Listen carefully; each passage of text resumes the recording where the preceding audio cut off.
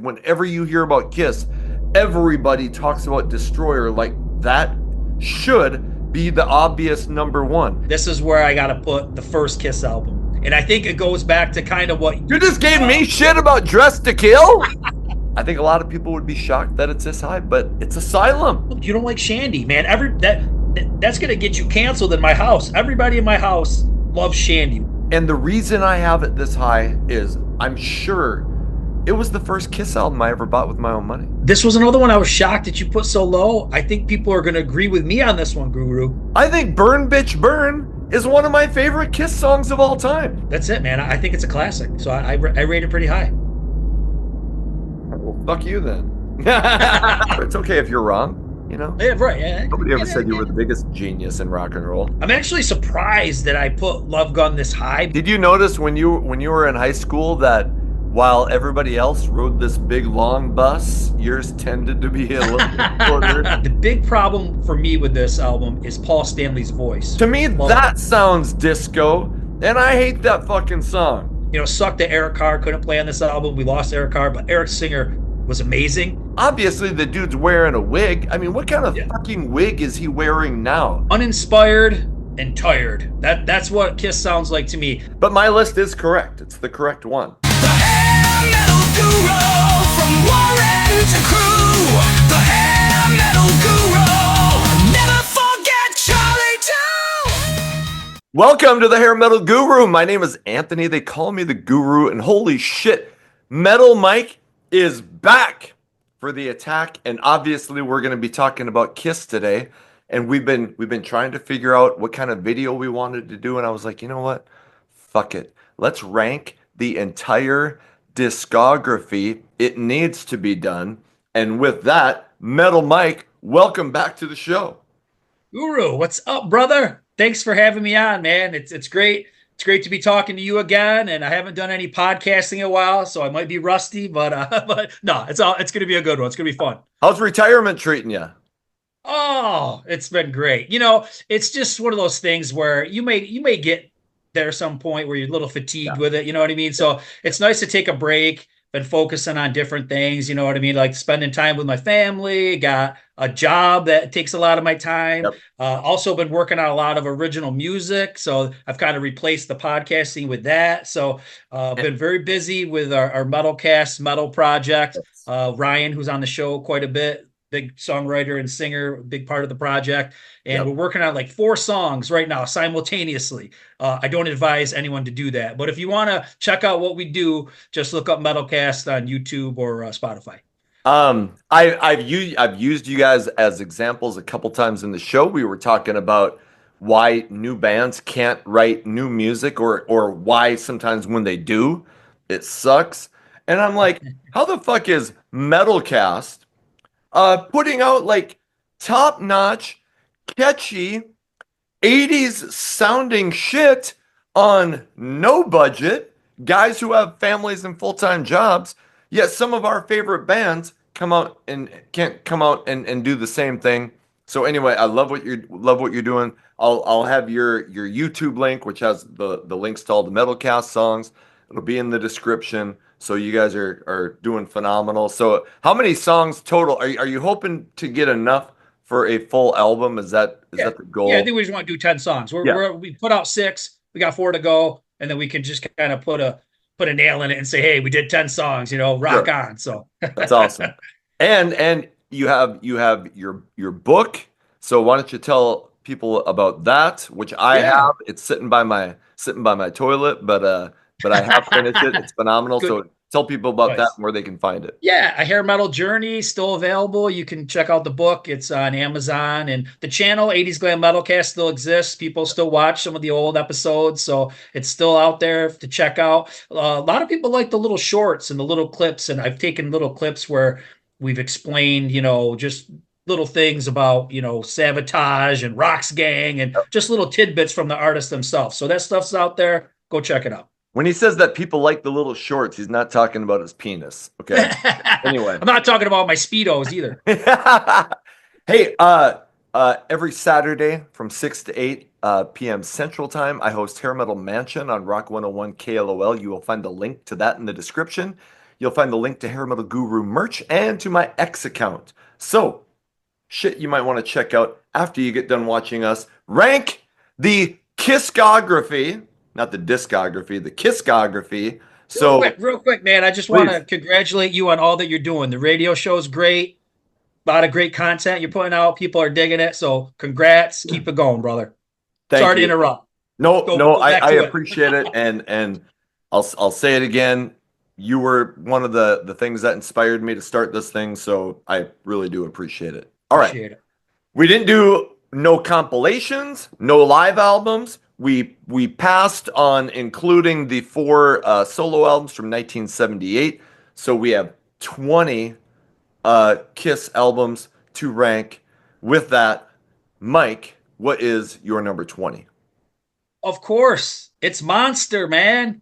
It's the worst. It is a monster. It's terrible. But there's two things that come to mind when I think of this album. Uninspired and tired. That's what Kiss sounds like to me. I always thought, you think back to the core albums, Kiss were pretty good songwriters, man. I don't care what anybody says. They're great songwriters. They were. And I think it's lost on this album. And the big problem for me with this album is Paul Stanley's voice because, I saw the Monster tour and he sounded okay. When it's live and it's loud and there's bombs, you can pass off some struggles, right? But when it's in a studio setting, it's very clear and there's just a massive strain on this guy's voice. It's just not pleasant to listen to. So that kind of kills a lot of the songs for me. But a lot of them are just goofy, stupid stuff. Let Gene back to the Stone Age and just like, what is this crap? Like, it's just like a parody of Kiss or something. Like, it just doesn't add up for me. Best song, though, All for the Love of Rock and Roll, sung by Eric Singer. His voice still sounds cool. And that's a cool 70s throwback type of song. But Monster doesn't do it for me. It's trying too hard to be like old Kiss. And then it's also trying to input some kind of like old English stuff that they listen to, like the 60s and early 70s English rock, and it just doesn't work. So Monster is my bottom. Well, that album came out in 2012. I saw them in, is it 2022? Whatever, on the End of the Road tour, and Paul's voice was shit. It was hard to listen to. And Gene, but Gene's shit is not that difficult. So he was sounding fine. But Paul, it was a struggle. And I'll just say David Lee Roth opened that thing and he was bad. But Dave did just play the M3 and actually band sounded good. So anyway. Okay. He rebounded. Yeah, good for him. My number 20 is not Monster. It's Carnival of Souls. Oh. And I loved, and we'll get to Revenge. I loved Revenge in 92. And if they had, continued on that path, which I thought worked in the 90s, the darker themes. But Carnival of Souls went way too far for me. It's one of those albums I try to pull out a couple times a year and be like, okay, maybe something from Gene will grab me. But hearing Paul and Gene sing about how bad life sucks, it was so contrived, so grungy. Revenge did it right. Carnival of Souls did it wrong. There's nothing I really can go back to and say, hey, I do kind of like this song. So that's, there are other, I don't think there's any album where there's nothing that I like, but Carnival of Souls, I really don't like anything. That's my number 20. Wow. Okay. Well, we'll get to that one. All right. It's coming. Right. What's your number 19? 19. This one I think is going to irritate you that I put it this low. Okay. But I'm going to be able to explain it. I got to go Psycho Circus, man. I don't like. See, look at these listeners. At 19? I don't like Psycho Circus, man. I like a few songs. Okay, let's start off.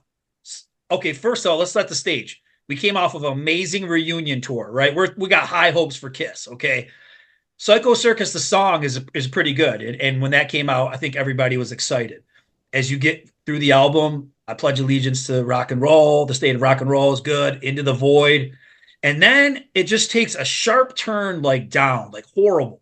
Like We Are One is like what is Gene doing with this one? I don't understand. We Are One. And then some of the corniness, like raise your glasses, sounds like a Wheaties ad or something like that. You wanted the best is really corny. So when you talk about like contrived and forced, if you look at the way this album's set up, they were trying to make like a 70s Kiss album. Peter sings the ballad, all that Yeah. stuff. You know what I'm saying. It's Yeah. it's structured like an old Kiss album. I think they tried really hard, and I just don't think the songs are there. Like you talk about Revenge, I think that's like the last great Kiss album in my book. You know what I mean? Like I just don't think Psycho Circus was great. Then to know that they use like ghost musicians pulling all the same old bullshit that they pulled back in the 70s and 80s Yep. and stuff. So yeah, man, Psycho Circus. I'm sorry. I knew that was gonna cut you deep, but I just no. Yeah. It does cut me deep. I hear your points, and it is a completely contrived Kiss album. They were basically saying, "Here's the '90s Destroyer." Where all the but I just thought some of that shit was so catchy. Okay, we'll get to mine eventually. Okay, Yours is yeah. yeah, it's a lot higher than that. My number 19 is Monster. It does suck. And I'll just we'll get to it, but I Sonic Boom, while not amazing, had some solid shit. So it was like, oh, maybe they're not done. They were done on Monster. Yep. They're like you said, all for the love of rock and roll. Uh, Not even a Paul or Gene song is maybe the best song on the album. Yep. And it just the tank was empty. And I was so glad that, because shit in the 2000s, you're like, fuck, I want something that reminds me of my youth. I want to, relive the glory of the past. But when that thing came out, it was like, okay, it's time to put it to bed. Yeah. And what's up with every Tommy Thayer song has to be about space or a lightning or something? You know what I mean? Like, how forced is this shit? And then all the solos that he does are all Ace ripoffs. You know what I mean? Yeah. It's ridiculous. It's Yes. ridiculous. Okay, we're on to your number 18. Okay, 18. This is an easy one to put low, but over time, it's not a true Kiss album, and it's The Elder. You know what I mean? The Elder has some good moments. My son, Brandon, he's going through the Kiss catalog lately, and he's been hammering out every album. And he just listened to this one, and he didn't mind it because, I think when you're going into it, sometimes you could look at it like, Kiss does some interesting shit. This is kind of cool. But I think spending a lot of time with it as a fan, you're just kind of like, this is not true Kiss, man. This is not what they're all about. I do think the album gets better as you get going. I think when you get to Mr. Blackwell and those kind of feel like Kiss songs. But I mean, Just a Boy? Whoa, come on now. Um, I mean, it's weird. And Odyssey, these are really weird songs. Some people are obsessed with The Elder. They think it's a masterpiece. I think it's just all over the place. The story doesn't make any sense without the talking in between songs. And it's just a mess. I think it's a mess, and it's not a Kiss album. Yeah, there are people who will just never hear anything negative about their favorite band. Anytime I do something where I kind of shit on Motley Crue, and in the last 15, 20 years, there's a lot about Motley Crue to shit on. People get fucking outraged in the comments. And Kiss is the same way. I mean, some people are going to hate that we shit on Carnival of Souls or Monster, and they're going to talk about how great it is. And, I probably used to be that, like Warrant when I was younger. I used to be like, don't ever fucking, that band is so talented. But the older you get, you go, okay, I can kind of see why people don't like Belly to Belly or Ultraphobic. And it's the same thing with Kiss. So I'm going to transition because my number 18 is also music from The Elder. Mhm. And yeah, it was supposed to be the music for this movie. There was this big grand plan for it, and then the songs got rearranged. It didn't even tell a story anymore. And Paul's falsetto, I'm just not into. I was a pretty good song, so it's not like there's Mr. Blackwell was okay. So it's not like there's no redeeming factors in it, but I never go revisit this thing. It's easy to see why, and it's probably the most controversial album in the discography. So, it's not the worst, but it's almost the worst. It comes in at 18. Yeah, I mean, there's some cool moments. Even something like "World Without Heroes." It's a good song. I really like how they do it on Unplugged. Yeah. But to think that that was your first single and you're Yep. coming out with the cut hair and you got an album cover with just a hand on it. It's like Yes. this was like a marketing disaster. So Oh, man, totally. All right, you're number next one. 17. Okay, this one might bother you too. Might bother a lot of people out there. Um, Crazy Nights. Uh, I don't know, man. I never liked the song Crazy Nights, even as a kid. I just thought this song is just stupid. Like I never liked it.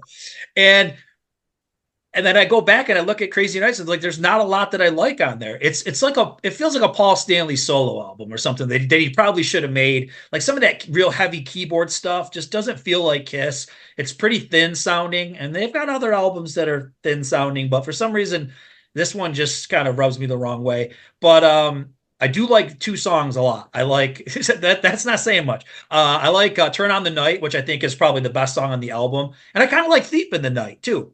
And what was another one?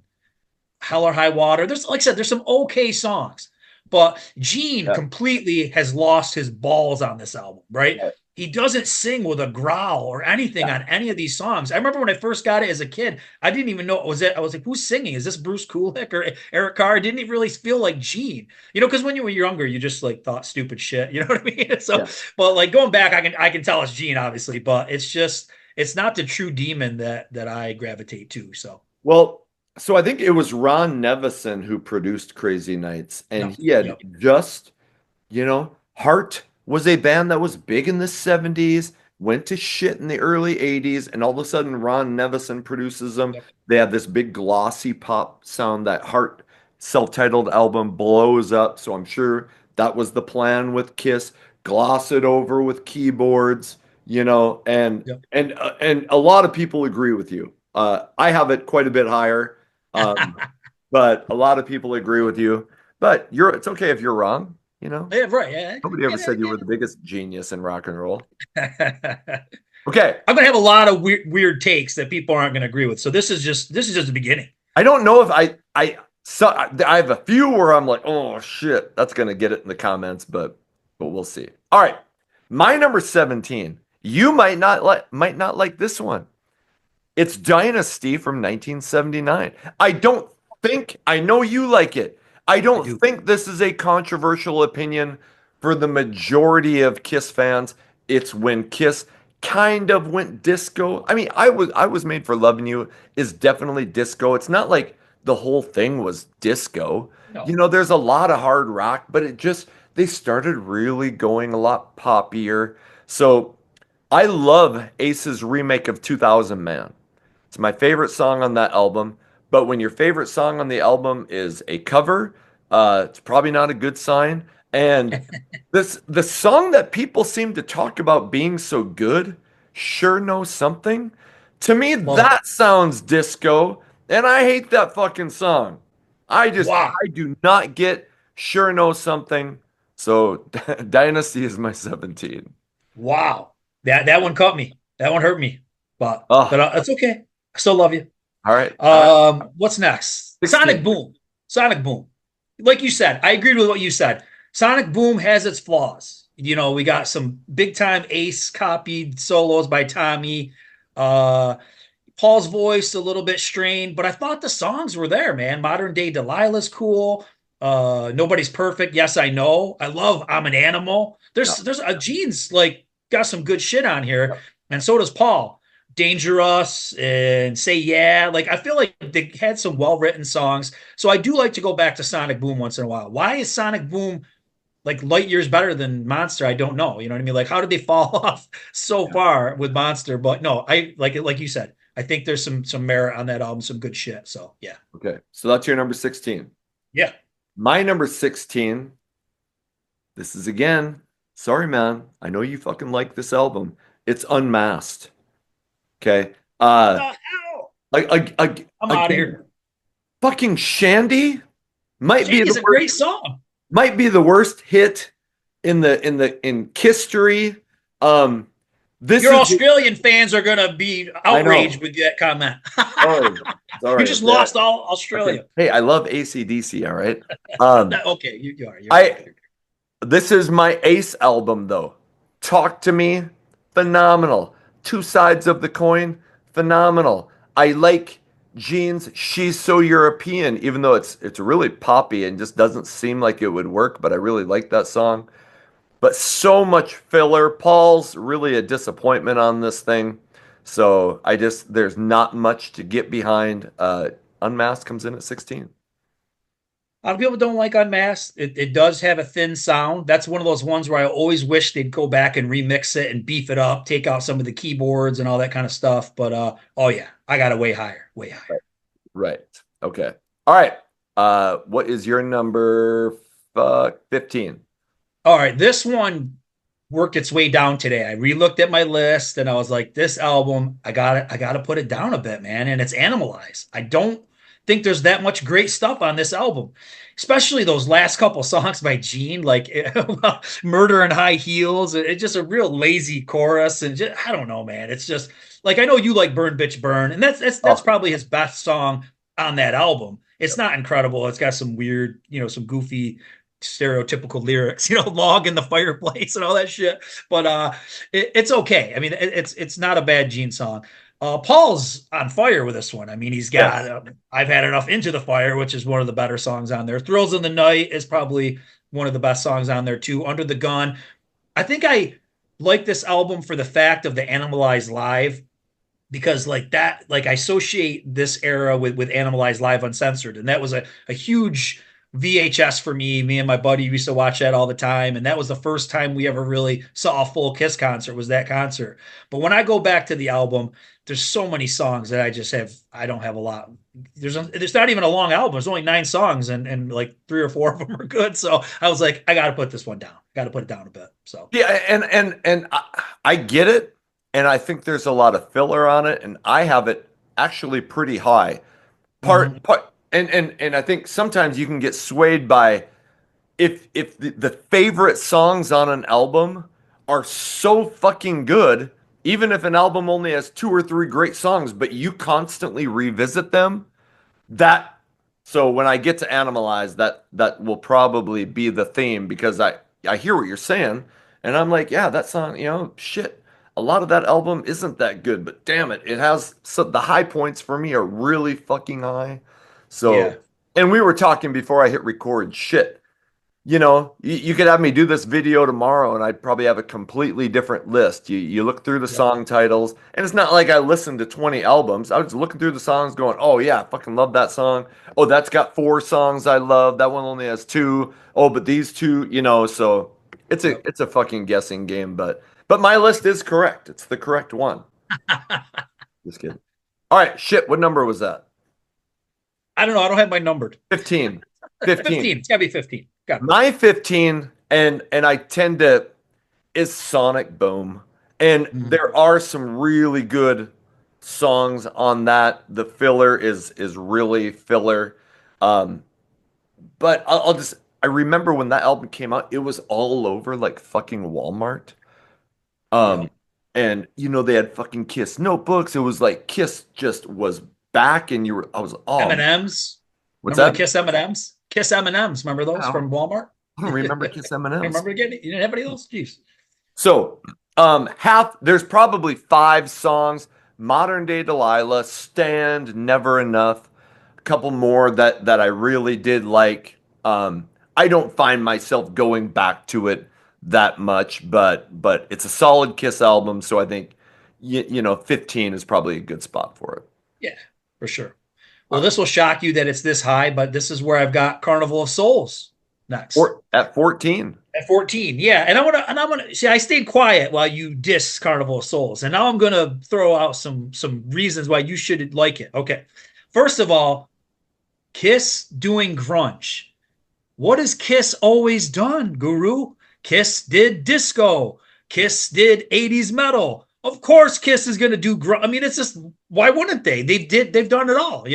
So that's why I'm not offended by it, because I'm like, you know what? Kiss has always jumped on the bandwagon of trends. They've kind of been themselves inside of a genre. I think Hate is really cool. I like that song. I like Master and the Slave. And I think as you get deeper, a lot of people don't make it far into this album. The song I lost it. Oh, I Confess by Gene. It sounds like something that could be on a solo album. Pretty cool. Paul's got another one too. In the Mirror, I think it's called. And then the Bruce Kulick song's not bad either. So those last three songs. And the cool thing about this, the only thing I'll say is I remember I got the bootleg of this. And it didn't have those three songs on it. And I just remember thinking that was so cool. You know, even what you got, the actual Carnival of Souls kind of sounds like a bootleg. It's not 100% mastered, or it doesn't sound great.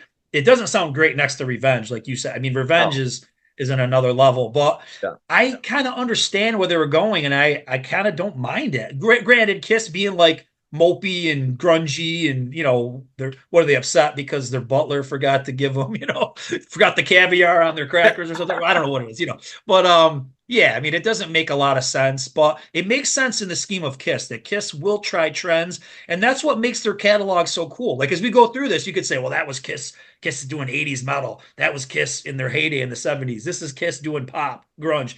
At least they don't make the same album over and over again like certain bands. I won't mention any names. Sure. You're exactly right. I mean, fuck, they tried to be Judas Priest in the early 80s, Yeah. then they Oh, tried to be totally. Bon Jovi in Yep. the 80s, and then so they did the disco and stuff. I get it. I think if they had, I just don't feel like they did it very well. You know, Yeah, like, I see what you're like saying. Yeah. there are some grunge songs, I can be like, hey, I like that Alice in Chains song, so Yep. it's not like but I just didn't hear Kiss doing it that great. But that album has a lot of fans. I hear a lot of people talk Yep. online, but it's like Subhuman Race from Skid Row has a lot of fans, and that's just another one that I could just never get into. So It's the same thing, but you know what? I mean, when I was listening to some of it today, it's not far off from like Motley '94, like sure, with heaviness. You know what I mean? sure. It's kind of that same jump into that like grungy, heavy, Yep, modernized sound. So, yep. Okay. My number 14, this is where I feel like people are going to be pissed. I don't really care, but I think a lot of it has to do with production. Some of that early 70s Kiss stuff. And like saying that, it's probably obvious that I'm going to have some 80s Kiss albums a lot higher. And when you get an album completely affects how you look at it. When you get an album when you're 14, 15, 16, that just seems to hit harder because that's when you're coming of age. So my number 14 is Dress to Kill, which Rock and Roll All Night is on it. But if I never hear Rock and Roll All Night again, oh, I'll be fine.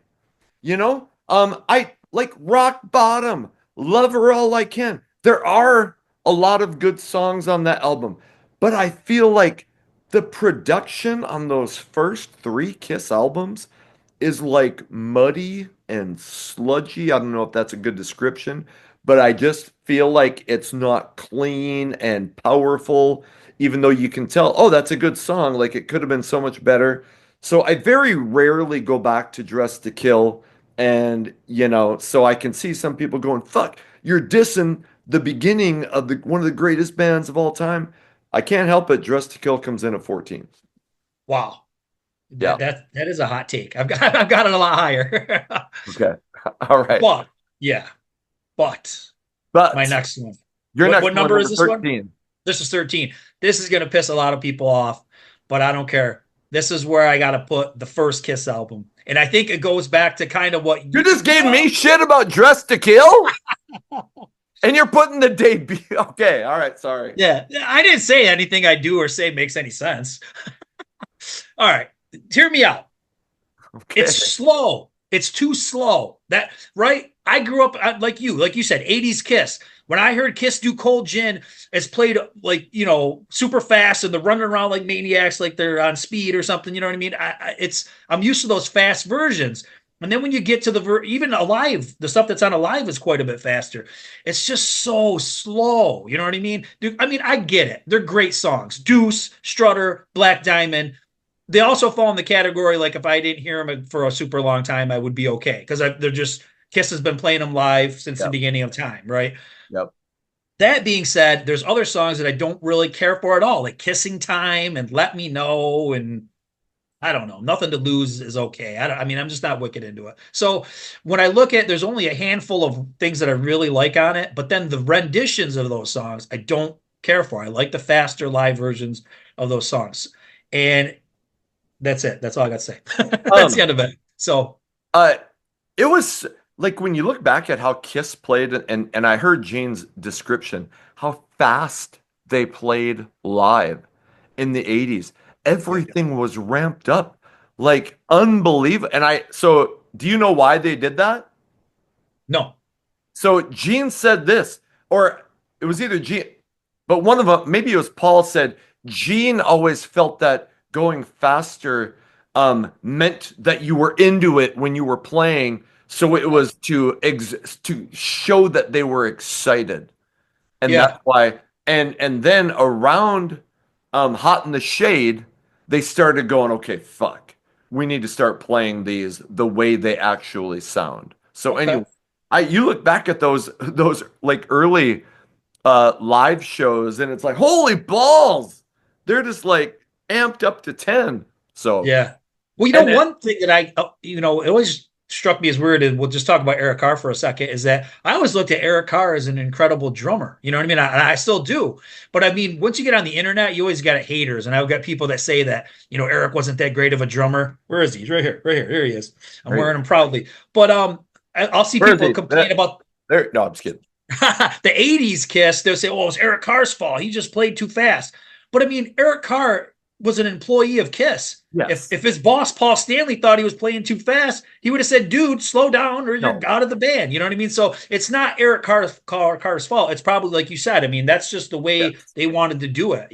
So In the 80s, if Eric Carr ate his way through a boxcar at X-Lax, he wouldn't dare fart unless Gene gave him the nod.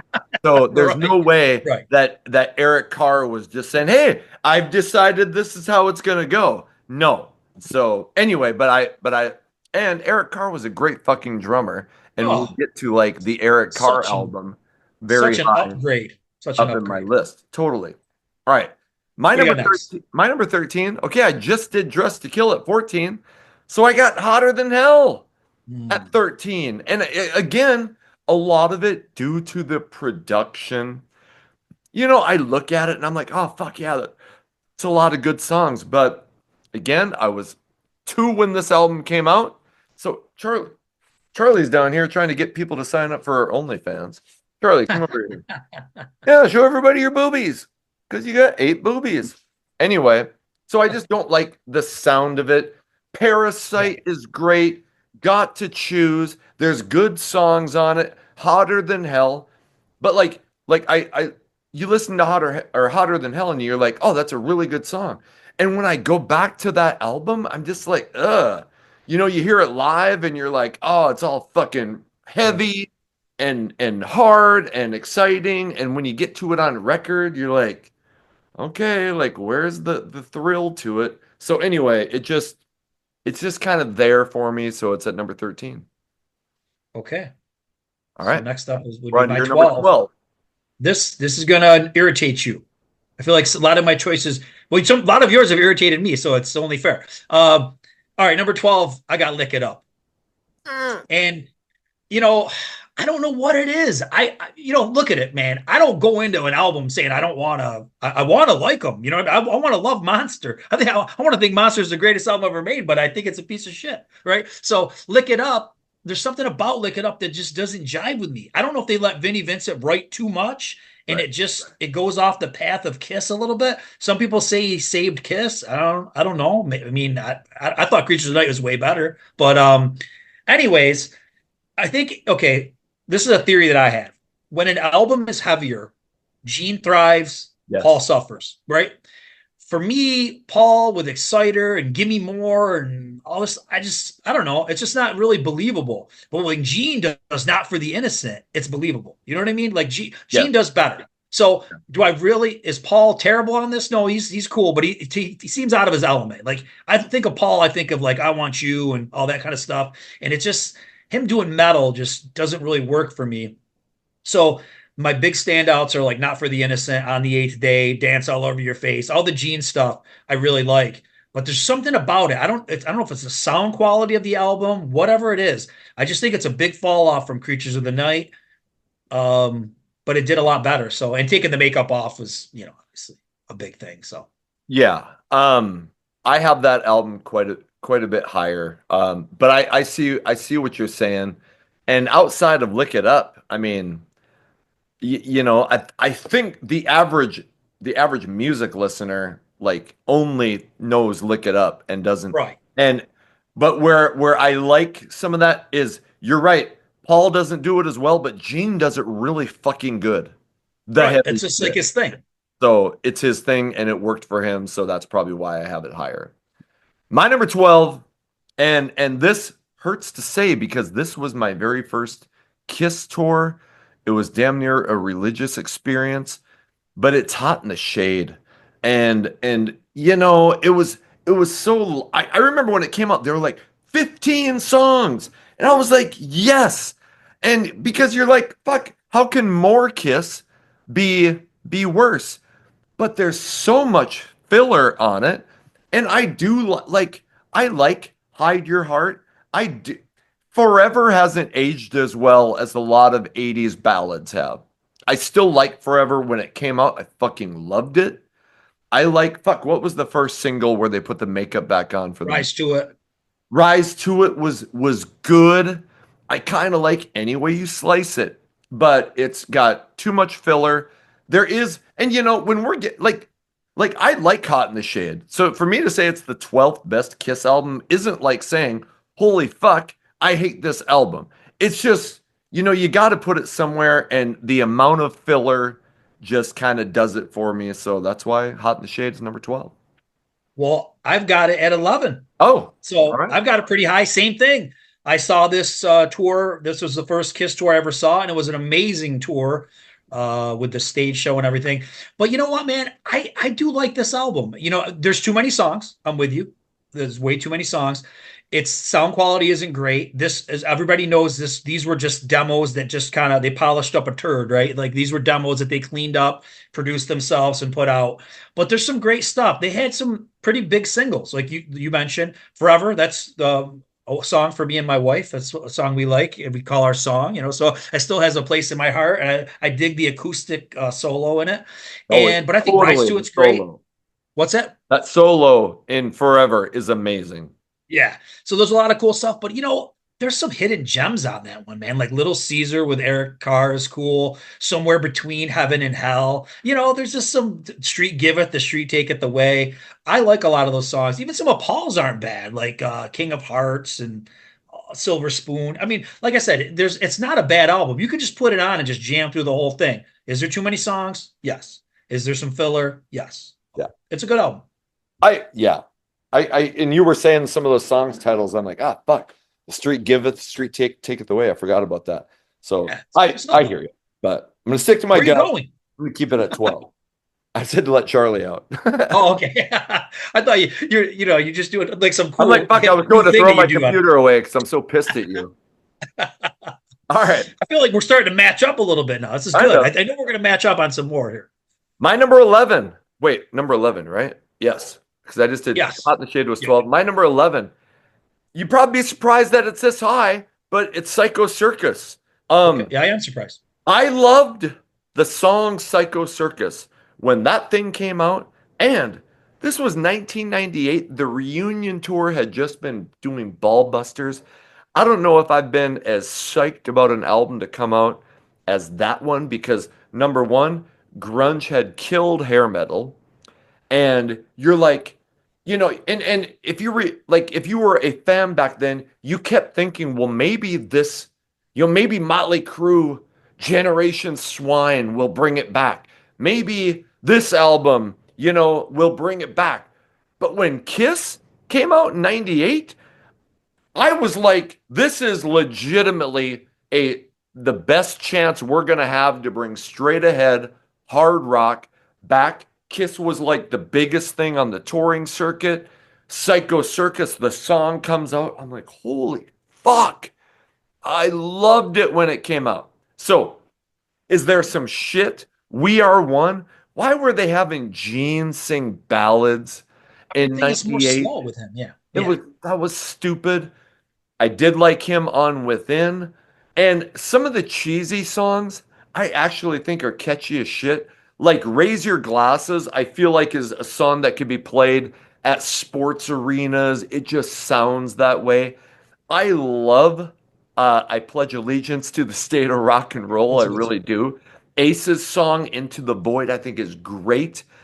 And I really loved that You Wanted the Best with the guys going back and forth and being like, fuck, you sucked because you did that and you were an asshole because you did this.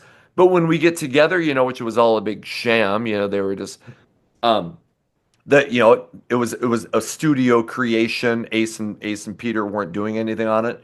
But I just when it came out and I listened to it, I was like, you know what? This is a damn good fucking album. There's 4 or 5 filler songs, but there's 5 songs that I think legitimately I could re-listen to over and over and over. So it's much higher than I think most people would expect. But Psycho Circus comes in at number 11. Nice. Okay. I respect your opinion. I don't agree, but I respect you. We are into our top tens. What's your 10. number 10? First Kiss album I ever bought, Asylum. And I think Asylum has aged really well. I think most people agree. I think there was that period where Asylum was defined by the album cover and the outfits, right? And it just had a bad taste in people's mouth. But I think when you go back and you listen to it, I think they were getting back to their roots a little bit. They were shedding some of that metallic stuff. It was still there, but it wasn't like Animalize and Lick It Up was very metallic. I think some of the old 70s Kiss came back because when you listen to like All Night, it's very much like it could be a 70s Kiss song. And I like that song. Some people think it's goofy, but I think it's pretty fun. But Love that. yeah, Trial by Fire. I know you like that song. Oh, That's a cool rebellious Gene song. That's like the old school Gene that we're hoping for. So I think Gene really rebounded from Animalized to Asylum. He got a lot better. His songs are way better. There's just so many cool songs. King of the Mountain. The singles are really good. Tears Are Falling. Who Wants to Be Lonely, along with All Night. It's just good stuff. Eric Cars is going crazy. Bruce Kulick, I think, was way better than Mark St. John. Mark St. John just was not a tasteful player. He just played a guy. I don't want to bag on the guy. God rest his soul, R.I.P. yeah, But he just played a million notes. Same with Vinnie Vincent. It yeah. just really wasn't what Kiss was all about. Ace was such a melodic player. I think Bruce kind of filled that hole in the '80s, and he did really well with it. So I love it. It's got a special place because it was one of my early albums, but I think it's aged well. I think most people agree that Asylum is a really strong album. Yes. Did you ever listen to that Mark St. John album with a band called White Tiger? Yeah. It's horrible. Yeah, it's not good. The production, it sounds like a fucking demo. Yep. And I'm like, and I don't know that it got a big release, but I just every now and then it'll pop up on my YouTube or whatever, and I'm like, oh fuck, I got to revisit this. And I'm like, oh geez, sometimes I hear people online talking about how good it is. I'm like, what are we listening to? No. Anyway, yeah. Okay, What you got? my number 10. And okay, and all of these albums are good. Okay. And I feel like this is the one album that really people might, oh maybe not, but it's Rock and Roll Over. And I really like Rock and Roll Over. Mhm. Calling Dr. Love is on it. I Want You. Mr. Speed, I fucking love. I love him and leave him.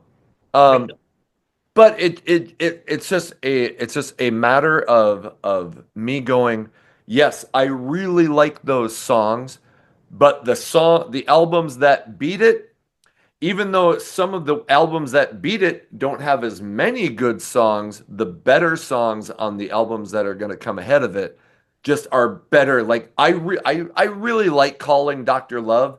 I really like Mr. Speed. But I just when I was like ranking, I'm like, how often do I like go back and listen to that shit versus some of these albums that are going to beat it. So I really like Rock and Roll Over. It's at the height of Kiss's success. It's a very good album. But for me, it comes in at number 10. All right. Well, next for me would be nine, and I think people will be shocked that I put it this low, and I'm gonna defend myself. That's where I got Destroyer, man. That's where I got Destroyer, and I'll explain why. And I think you'll be able to see my point. Destroyer is a great album, right? I think the album cover itself is what makes it so great. It's amazing, iconic artwork that's on a lot of Kiss shirts and stuff. So Detroit Rock City is one of their best songs. I mean, I can't dispute that. But I'm so played out with Detroit Rock City. Okay, it's like it's been beaten to death. It's a great song. I don't ever get sick of God of Thunder, which I think is the way it's produced on the studio with all those weird sound effects with the little kids and all that stuff. Like the production, Kiss never had weird production, or did weird stuff like that. And that's what Bob Ezrin brought to it. He was great with Alice Cooper. He did some pretty interesting shit with Kiss, except for the Elder. But well, it's interesting, but it's just not good. But I love God of Thunder. King of the Nighttime World's a great song. But as you shout it out loud, don't want to ever hear that song again. I'm set with it. And then you get into like some stupid stuff, man, like Sweet Pain and what's the one where Great Expectations is kind of goofy. You know what I mean? Like there's just some songs where like there's a lot of filler on Destroyer. I think Destroyer gets overblown as like their greatest album, and it has some of their greatest songs, but I think it's got some filler too, like stuff that's not that great, not that up to par. And especially those couple Gene songs that I mentioned. So that's why I've had to rank it lower. But I mean, it's iconic, it's a classic, but I got to put it there. I hear you. I mean, we're each of us have some really weird choices. So I'm like not shitting on, even though that's pretty fucking dumb to have it at number nine, Mike. I'm just kidding. Just kidding. I hear you. And like we talked about, you and I were fucking barely even like we were probably still pooping our pants when, well, at least I know I was when Destroyer came out. Yeah. So, it wasn't there during our years of coming to age. Yep. I have it a lot higher. And who knows? Maybe part of you is like it's been so burned into your head because whenever you hear about Kiss, everybody talks about Destroyer like that should be the obvious number one. It's not my number one. It's much higher, but you kind of get brainwashed by hearing people talk about it. So I get what you're saying. Yep. All right. My number nine is Crazy Nights. And the reason I have it this high is I'm sure it was the first Kiss album I ever bought with my own money. And I had that's right about the time I just started getting into, okay, I want to buy a lot of music. The first album I ever bought was Honeymoon Suite, The Big Prize. That came out in like 85, I think. But I still wasn't at the point where I was like, hey, I need to go to the record store and buy shit. I was like every now and, but when Crazy Nights came out, I was really getting into music and it was the first Kiss album I bought. I loved Crazy Nights. That album has aged not very well. The excessive keyboards. But I love Crazy Nights. I think Turn On the Night is awesome. Fuck. What? Reason to Live? I always loved that song. I loved the message behind it. I was like, oh, it was like deeper than the "Oh Babe, I Love You, Oh Babe, I Miss You." Thief in the Night, Hell or High Water. I really grew up loving. So I think I have it this high because of sentimental value. Yeah. And I think that's what way Asylum was for me. So I totally get it. I get it. Yep. Okay, we are on to your number 8. Number 8, gotta go Revenge, man. It's amazing. It's a great album. Like I said, there ain't no wrong answers when you get to this point. They're all, top 10. This is the good stuff. So Revenge. I think for most of us, you can attest to this, is that like, not that Hot in the Shade was bad or Crazy Nights was bad. It was just like Kiss was kind of following trends, and maybe they were kind of following a trend for this one, but if it was the right trend at the right time. You know what I mean? They had their balls back. Gene looked evil. He had the goatee and he was doing the white eyes and all that stuff. You know what I mean? Like it was just a cool era. Like, so when you were there for it to buy it and to bring it home and to go listen to it, to see Unholy on MTV, you're like, oh, cool. Finally a Gene single, because it was always Paul who did all the singles, So a lot of cool stuff. Bob Ezrin is back. I think Kiss and Bob Ezrin are meshing well again at this point with Revenge. They're doing the right kinds of things. Heart of Chrome is awesome. Thou Shall Not. I mean, the whole album is good. I think with time though, I thought it was like the best Kiss, one of the best Kiss albums ever. But then after time, it's like there's some stuff that's okay. It's not incredible. Tough Love and Paralyzed, you know what I mean? They're not amazing, but like I said, I've seen through the holes in the album over time, but I still think it's a strong album. And it goes back to like it's the whole package, the vibe, the look, just everything was killing it. Eric Singer, sucked that Eric Carr couldn't play on this album. We lost Eric Carr, but Eric Singer was amazing. And I remember as a kid just shocked that somebody with blonde hair was now in Kiss because everybody always had to have dark hair in Kiss. So no, it's just a cool time and it's a great album. So It was the first time Gene, and I think I've said this before, but that Gene looked comfortable and yes, and and as demonic as you could look without the makeup on. You know, the hair pulled back, the goatee, the big long black leather. Like I was like, I'm shocked that he doesn't go with that look. Like, what the I mean, obviously the dude's wearing a wig. I mean, what kind of yeah. fucking wig is he wearing now? It looks like somebody just put a big hairnet on his head. I don't know. I don't But know. Maybe that that is look, his real hair. I don't. I mean, because why would you wear a wig that looks like that? So I I don't know know. that there's no way. Because I think I've heard other, yeah, I mean, I think he's wearing a wig. But Okay. yeah, if he is, get a different one. But man, on Revenge, he looked like whoa. And then Unholy coming out as the first single and being as good as it was, what a return to form. So, Yep. all right, 100%. my number eight, and I kind of, as we go through this, but I'll explain why it's this high. It's Lick It Up, and I loved the heaviness of it. And I'll just part of the reason that I think Lick It Up is still one of my favorite all-time Kiss songs. So when I think about listening to Kiss, it's it's not very uncommon for me to play Lick It Up, partially because I still am not sick of that song. And then I like, Not for the Innocent is great. On the Eighth Day is great. All Hell's Breaking Loose is maybe the first rap rock song. See, Kiss invented everything. Um, but uh, so it's there's definitely some songs where I'm like, but the good is really fucking good there for me, and that's why I have it that high, and probably just Lick It Up really pushed it over the edge for me. That's why it's at number eight. Sure. Okay. All right, So we're on number your. seven, I'm Yep. going with another one of their iconic albums with the iconic album cover. You're wearing it on your shirt. Gonna go with Love Gun. I'm actually surprised that I put Love Gun this high because for a while I've been down on Love Gun because I felt like there was a lot of filler on it. Same thing with Destroyer. Like it was like everybody says how great it is, and there's some real solid songs and there's some throwaways. But let's just start off with the good stuff. I Stole Your Love is one of their best songs. I don't care. I mean, when you think of the iconic Love Gun tour opening, coming down off those things and all that stuff, it's a great song. And they did it on the Hot in the Shade tour as well. So cool, super cool song. Gene has obviously got some cool stuff on there. Got Love for Sale, and but like stuff like Christine 16. I know it's good, but like I don't know if I want to hear it anymore. You know what I mean? It's kind of repetitive and kind of simple. I think Ace has a great song on there. That's his first vocal. Yes. Shock Me, Hooligan. But there's a couple songs on there, so it's iconic and it's classic, and I think it's that sound. That's the official Kiss sound. I think Love Gun. That was the height of their popularity. But I think there's some goofy stuff too, man. Like Then She Kissed Me is as stupid as all hell. You know what I mean? And Tomorrow and Tonight is kind of corny. I like the verses, but I think the chorus is one of the cheesier choruses that they have. So, like I said, it's a mixed bag, but it's iconic. I had to put it up there. I'll just say this.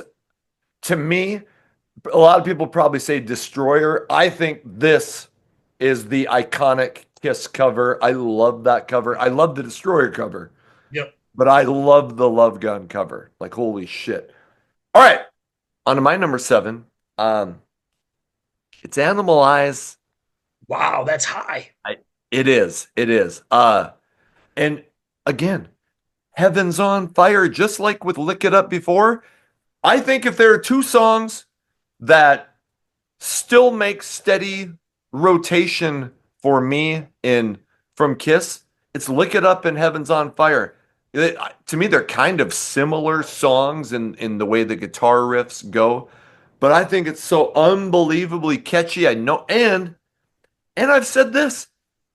I think "Burn Bitch Burn" is one of my favorite Kiss songs of all time. That opening, fucking Charlie's got to come in. That opening guitar riff is unbelievable. I love how heavy Gene's vocals are. That song feels like it wants to rip your face off, and it halfway succeeds. I still listen to that song frequently. So um that's those two songs are why it's at number 7. And some people might be like, well, you can't rank an album on just having on a couple songs. Well, number one, it's my channel, so yes, I can. And it does have, so there are some other, it's a real, this is, I think Kiss in their fuck, we're gonna try to be as heavy as Judas Priest phase, so it's not outside of Heaven's on Fire. It's not really great for Paul, but it's great on Heaven's on Fire. Those two songs and just me enjoying the heaviness of it. Gene does really well on that album, and so it had enough to put it at number 7. And like I said before, ask me tomorrow and maybe comes in at number 10, but today it's number 7. Sure. I understand, man. I understand. All right. And I was reading up on shit, and you look at other lists, and everybody is always like, the low point of the album is the song "Burn Bitch Burn."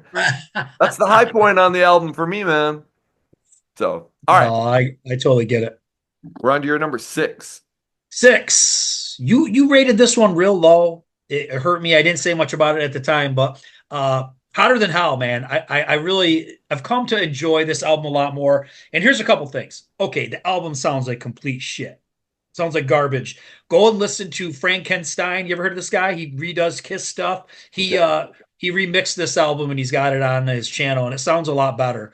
But there's not much you can do to fix it unless you re-recorded it. Like, you go, like we were talking about earlier, you work with what you got, you know what I mean? And it is what it is. I don't think you could ever clean it up too much. But the thing about Hotter Than Hell, why I probably like it so much more than other albums, is it's full of deep tracks. It's songs I'm not burnt out on. You know what I mean? There's not what's big on here? Hotter Than Hell and Let Me Go Rock and Roll. Yep. That people that Kiss has ever really played live. Yep. I like all these other songs like All the Way, Strange Ways, Coming Home, Going Blind. You know what I mean? It's just a lot of cool stuff on there. It's just good stuff. I like what Peter did on there with Mainline. And I think he sings Strange Days too. So Peter's pretty strong on that one. Parasite obviously is a great song. Just cool stuff. And there's just songs I'm not burnt out on. So maybe it's because I've been such a diehard Kiss fan my whole life that maybe the stuff that like at one point I wasn't wicked into, now I'm more into because I'm not burnt out on it. Maybe that's why it works that way. But I've got Hotter Than Hell a lot higher. So Oh yeah, that's I completely get it. And even when I was doing the list, I'm like, oh, you're really gonna put those first albums that low? Right. But Yep. so I hear you. And Going Blind is phenomenal. I fucking forgot about that. So Yeah. Well, there's some cool stuff on there. Good yeah. stuff. All right, my number 6.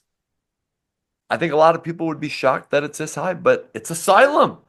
And Yeah, I'm not. there was a point where years back where if you would have asked me to rate the albums, and if I hadn't given it much thought, I would have put Asylum towards the bottom. And the more the more I go back and revisit it, I'm just like, that thing has aged for me phenomenally well. And even the songs that weren't singles, I still really enjoy them. King of the Mountain is a really fucking good song. But Tears Are Falling is amazing. Uh and so a lot of people think it's stupid. It is stupid. All Night is so insanely catchy that even though it's stupid, you can't get it out of your head. And for me, that's in a good way. And I think, and you said it before, Trial by Fire is one of my all-time favorite Kiss songs. I'm like, it wasn't a single. It just, to me, sounds, it wasn't, right? No, it should have been. It wasn't. No, Should no, have it been. wasn't. It just sounds like, but like you said, they weren't doing Gene songs in the 80s. You know, No. he didn't have the look. Paul had the look. He had the 80s Yep. more type voice. But Trial by Fire is phenomenal. So I find myself revisiting that thing a lot. It comes in at number 6, Asylum. Nice. Okay, number 5. This was another album you put way, way low. I don't agree with you. Unmasked. And I'm going to try to plead the case of Unmasked.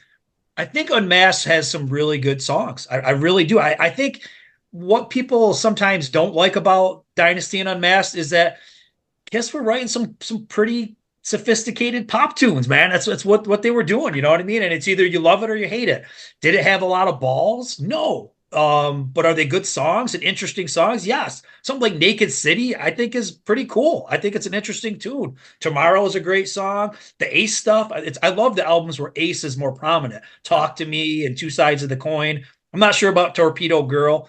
Right. I like Is That You? I know that's not their song. They covered it from, or somebody else wrote it or something like that. It's not their song. I always thought that was cool. And you don't like Shandy, man. That's gonna get you canceled in my house. Everybody in my house loves Shandy. We all are Shandy fans. The Australian public is crowd is with me on that one. But Hey, a lot of it. did you notice when you were in high school that while everybody else rode this big long bus, yours tended to be a little bit shorter than the average bus, or is it no, anyway, I'm just kidding. No, so here's the thing. What I think it goes back to for me is when I was early getting into Kiss, I thought that era was the coolest. I always liked the way they looked with the capes Yeah. because I'm a big superhero guy and all that shit. So maybe some of my delusion comes from just digging the Dynasty and Unmasked era, but I go back to that a lot. And I don't think there's, I know you disagree, but I don't think there's a lot of throwaways. I don't think there's as much filler on there. She's So European's a great song. You mentioned that one. I don't think it's as much filler as there is on some of their other albums. I just wish they would remix it with some real oomph. You know what I mean? Like it's missing that, like the way the guitars sound on like Love Crunch. Gun. If we could have that crunch, Yeah. because the songs are there, and I think if you heard them that way, you'd be like, wow, that's just a regular Kiss song. It's just I think the way it's produced and presented is kind of weak on Unmasked though. I agree. I liked those fucking capes. Yeah, And it was awesome, man. my The color first of their Kiss, solo albums and yes, everything.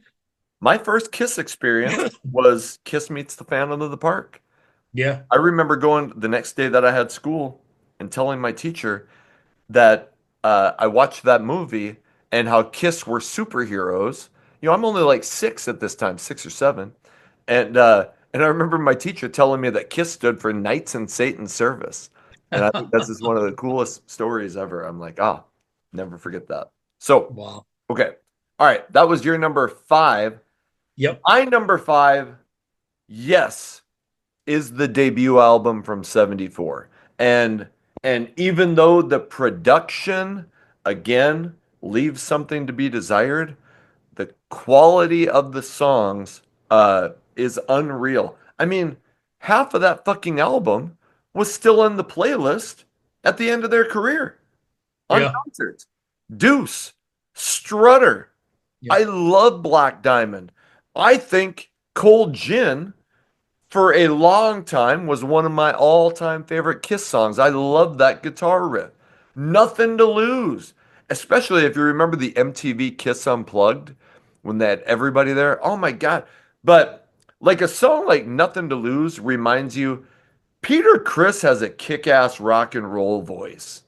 He always did all that fucking snobby jazz bullshit or whatever on his solo albums that I just never got into. But man, when he just really let loose, he has a rock and roll howl that is phenomenal. So anyway, there's 5 songs that I really love on this album, and maybe, and I also just in 1974 when nobody knew who these guys were, and to put out, to do what they were doing, just, so ahead of what anybody could even dream of.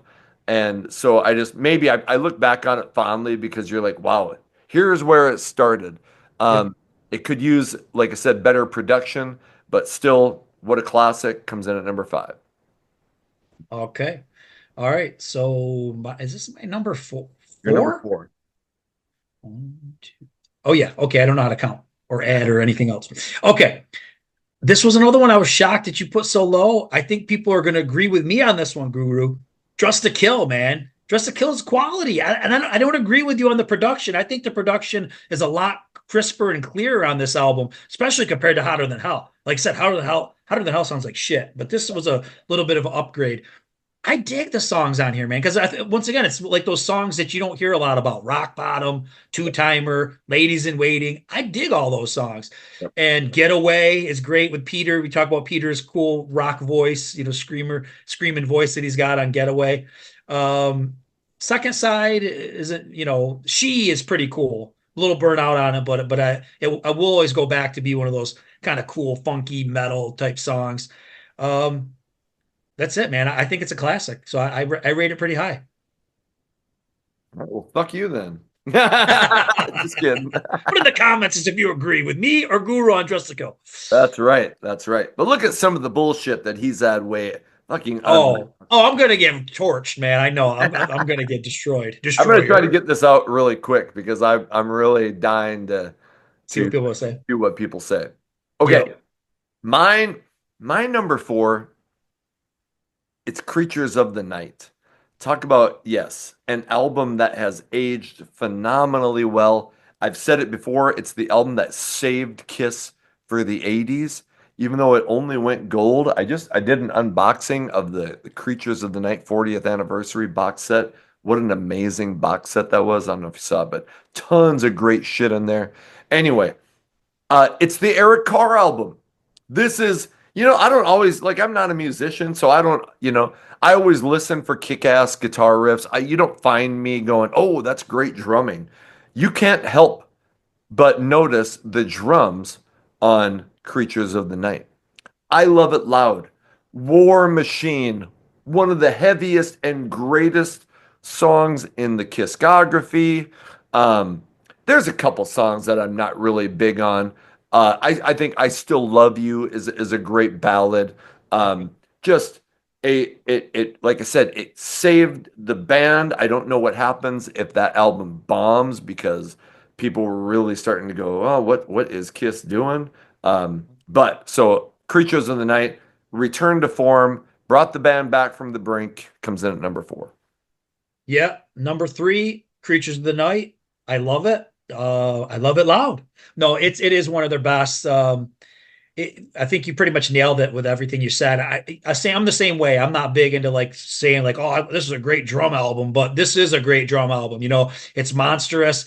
It's unfortunate he had to start on The Elder with being his first album that he played on but this is his shining moment. For me, this is an Eric Carr, Gene Simmons shining moment. Gene's voice is so nasty and so gnarly on this album. You know what I mean? Like when you think of like how neutered he was on Crazy Nights, like this is what we'd like to hear. And his bass is just nailing it, and the drums are just thunderous. I think those guys are really shining. Paul, Creatures of the Night is good. Danger's okay. Like I said, Paul's just okay on the heavy albums, but Gene, man, War Machine, like you said, one of the best tracks. I Love It Loud is a classic. Rock and Roll Hell, I love it. Oh, So Rock and Roll Hell. Fuck yes. yeah, amazing. So I think Gene and Eric Carr really pulled through on this album. Ace didn't pull through; he didn't play on it. Yeah. So Okay. My number three. All right. This is where I got Destroyer. And I do love Destroyer. It's not like like it's not, I don't think it's one of those things where I'm just saying it because you've always been told how great it is. I legitimately can listen to Destroyer now. And yes, am I kind of sick of Detroit Rock City? Sure. Do I really need to hear Shout It Out Loud again? Maybe not. But God of Thunder, but those two are good songs, and there was a time where I really loved them. I've kind of grown out of them a little bit. But God of Thunder is the Gene Simmons song. I'd add Unholy up there with it. And Beth, for as far, like yeah, you get to a point where you've heard Beth a lot, but to me it's like that was kind of the prototype for the hair metal ballad to come. And I loved the lyrics about, hey, I'm with my band And sorry, but the music comes first. I think a lot of times when you're really into music, you can relate to that. So it's iconic. I think most people would have it at number one, but Destroyer for me comes in at number three. Okay, cool, man. I see where you're coming. I know where you're coming from. I get you. All right, Well, just number two. you get me. This was a shocker that you put this one so low because I think most people say that this is like the Kiss album, and this is where I put Rock and Roll Over because I just think it's a little bit more solid and cohesive than Destroyer. No, Love Gun. It's a little more cohesive than Love Gun. It's not as overproduced like Destroyer is, but great stuff, man. I Want You, like you mentioned it, Mr. Speed, Love Them, Leave Them, Dr. Love. I know Dr. Love is like played out, but it is a cool song. And I think Ace is just on fire on this album. I love his solos. We didn't talk enough about Ace in general, I think, during this podcast. Yeah. And I think when you listen to like the solo of Dr. Love, it's so calculated, like it fits perfectly. You can hum it, you'll remember it. You know what I mean? He's awesome, and I think he's fired on all cylinders on this. I think they all are. And for if somebody wanted to know what does the classic Kiss band sound like, I'd give them Rock and Roll Over. So I completely agree that like I think that's where like right up where you have it is where a lot of people would have it. I don't know why. I just kind of look at the songs and I'm like, yeah, I really like it.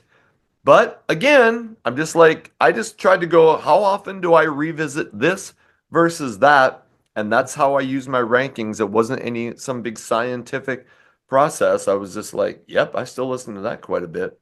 So uh I get you. And my number two, uh this is an album that I still can go back to frequently, and I'll explain why. My number two is Love Gun.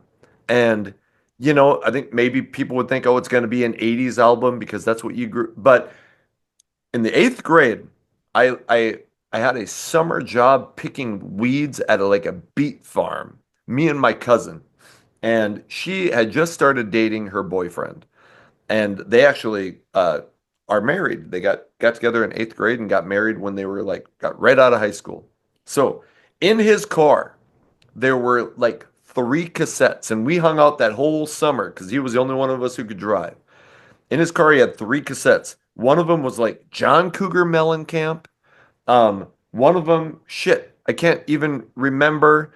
And then Kiss Love Gun. And I just remember always saying, hey, can we listen to Kiss Love Gun again? Because, and I just fell in love with that album.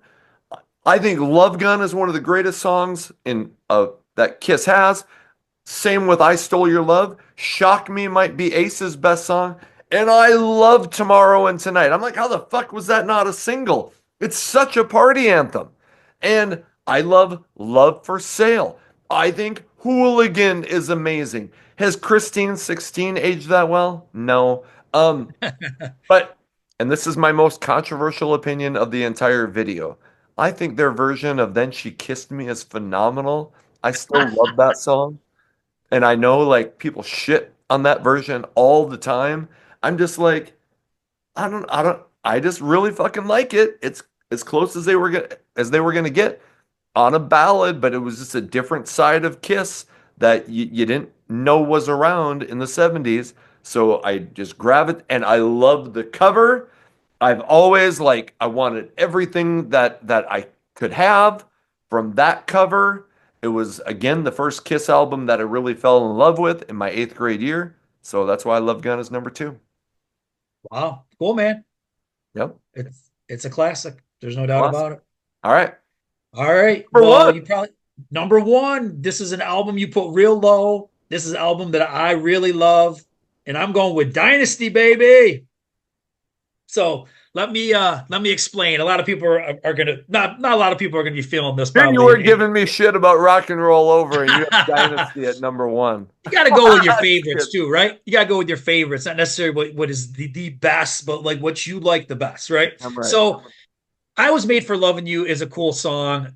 If I never heard it again, that would be fine. Okay, I'm okay with that. but with Sure Know Something, man, I'm telling you, I'm surprised you don't like that song. It's like I think it's a killer power ballad. You know, it gets pretty heavy during, for that album during the chorus. I think it's a really catchy chorus. I liked for this album. I think the slick production works. It's not as thin as Unmasked. And it's not that different, it's a little bit more refined than what Love Gun is, but I don't think it's light years away from what's going on Love Gun, especially once you get past like the singles. When you listen to songs like X-Ray Eyes by Gene, which I think is great. Charisma's a great song by Gene. I just think they got their shit down, man. They're writing really cool, catchy songs. Magic Touch, Ace has got Hard Times and Save Your Love and 2000 Man. I love it, like to see Ace kind of in the forefront. He obviously did so well with his solo album that he got a higher rank in the Kiss camp. I don't mind that Peter doesn't play on it because Anton Fig is way better than Peter. So I think it flies, it works. But I think aside from I Was Made for Loving You, it's just a hard rock album, man. It's not a disco album or anything like that. A lot of people give that misconception. The cover is iconic. That was what we talked about. That's the first album where they came out with the colored outfits, with the capes and all that shit. The Dynasty tour is iconic. I love it, man. Number one. I stand by it. Okay, that's where you really fucking lost me. And like going through 20 albums, I was like, I didn't know, because I was like, shit, what hasn't he had? I can't Yeah. remember. So I was just really shocked. I'm like, fuck, that's right. He didn't have fucking Dynasty yet. So, okay, now I don't feel very bad about some of my choices because I'm fucking with you. I'm just fucking with you. And it would be, these videos would suck if we just did what everybody expected. That's true. All right. Do you know what my number one is? Do you remember which one I haven't said yet? I'm pretty sure I know what it is. Okay. It's Revenge. And Yeah. I did a video once where I ranked the albums from like 80 to 92. I don't even know if I had it. I might have put Creatures at number one. I honestly don't remember. But when I was doing this, I was just like, okay, what album do I go back to the most frequently from Kiss? And it's easily Revenge. I mean, I still like Love Gun at number two. Creatures up there, but I just there is some filler, but Unholy, amazing. Domino. I don't Some people give that song shit. I think it's Gene at his best. It's got humor, it's catchy as shit. It's kind of different, I think, in a way. And then the exploding chorus. I love Domino. Take It Off by Paul should have been like the stripper anthem of the 20th century. If this album had come out in 1989, maybe it would have been. It would have been that and Cherry Pie and Girls, Girls, Girls. But comes out in 92 when talking about chicks and stripping, was probably getting to be passe, unfortunately, because who doesn't want to talk about chicks and stripping? Anyway, and you think wait, Unholy, Domino, Take It Off. Oh, you think it sucks, but I love the ballad Every Time I Look at You. Oh yeah, I'm I forgot to shocked. mention that. I don't like that. I'm shocked it wasn't a hit. That quiet acoustic ballad, I was like, oh, I loved Forever. I thought this was better than Forever. Um, and I just played this on Hair Metal Mansion just the other night. I think I Just Wanna is one of the most catchy songs of fucking hair metal, period. Paul fucking, Good song. I got a body built for sin. And then the guitar comes in. I'm just like, that should have been massive, I think. It should have been as big as Heaven's on Fire or Lick It Up or any Kiss hit from the 80s. I just do not. Again, it was 1992. You hoped that Kiss was going to survive grunge. You thought, hey, they're a 70s band. Maybe grunge will be forgiving of them. They treated Kiss kind of like fucking hair metal. I mean, this album went gold. One other, Thou Shalt Not, was a great song. I don't like Spit. I thought was kind of lame. There are a couple songs I'm not big on, but if there's an album that I revisit more than anything these days, and why it's my number one, it's Revenge. Hey man, it's good stuff. I mean, like I said, any of these top ones, you can't really dispute it. So no, Revenge is killer. Yes. And you know, outside of like fucking Monster and Carnival of Souls and maybe even like Dynasty was my number 17. I still like Dynasty. It's not like I don't like Dynasty. The only three albums that I kind of look back at and go, I don't think I like Elder and I don't like Right. Monster or Carnival of Souls, but I can still go listen to Dynasty and Unmasked. So for you Kiss fans who are going to be like, fuck, you know, I like 17 of 20 Kiss albums. And shit, if you force me, I could probably even kind of say I like music from The Elder. I'm kind of iffy there. But Yeah. I do like the rest of it. I'm a massive Kiss fan. I mean, if you look around my house, there I got so much Kiss shit up on my walls. All that's Yep. all Kiss. So I'm glad we took the time to do this because Definitely. the channel, I mean, I went over 200 videos just recently, and the fact that I have only done like one Kiss video is kind of shocking, I think. So anyway, hey, go in the comments and tell us where you, well, first tell us who had the better list. It's okay. You can let them down easy. And then please tell us what you would rank the Kiss albums, what your ranking would be. And with that, Metal Mike, it's been a long time coming. I'm so glad that we found time for you to come on and talk about Kiss. Thanks, brother. It's a topic that I know very well. Like I said, been listening to these guys since 1986, and it was great chatting with you. I definitely disagree with some of your choices, but we'll let it slide. We're gonna let it slide. And you just let me know that you apparently had a brief period in a Kiss tribute band Yeah, as a yep. When teen. I was 18 years old, I played in a Kiss tribute band called Hotter Than Hell. Yep. And that's probably why I'm burnt out on some of those earlier albums because that's all we ever played, man. We played like a live one and a live two, and that was all the stuff we played. So interesting experience. Seems like a lifetime ago, but yeah, I definitely played in a Kiss tribute. That's And I awesome. played as Gene. And I maybe know. send Guru a picture and he can put it up on the screen at the end or Yes, something. I certainly will. It's badass. So hey, go check out his YouTube channel. The 80, is it still called 80s Glam Metalcast, or did you change the name? I think I changed it to Metalcast so I Okay. could kind of branch out, but I really haven't branched out or done anything. So Sure. So his band Metalcast is putting out fantastic shit. I kid you not. And I still my personal favorite, and there hasn't been a song that I didn't like, but I still think Heavy Metal Rambo is regularly I listen to that song like more than so that's I know my you love that recommendation. one. Go listen to Metalcast, Heavy Metal Rambo. You will fucking love that song.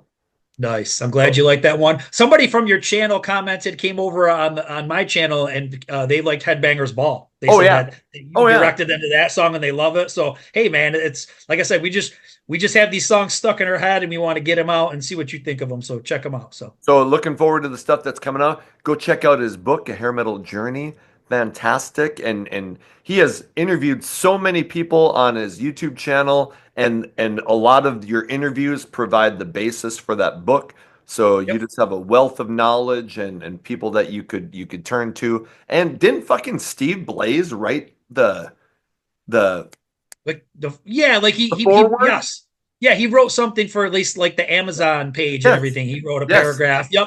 So Yep. that was Definitely. fantastic. So anyway, yes. So go check out all his shit. Hey, like I said, go in the comments, like, subscribe. What the hell? Ring the bell. Every Saturday from 6 to 8 Central Time, I'm hosting Hair Metal Mansion on Rock 101 KLOL. And hey, you have the opportunity to become a member. It costs a few bucks, but you get first response to comments, you get early access to some of the videos, and hey, whatever you can do to support the channel. I just appreciate you being here. Until the next video comes out, my name is Anthony. They call me the Guru. Take care of yourselves.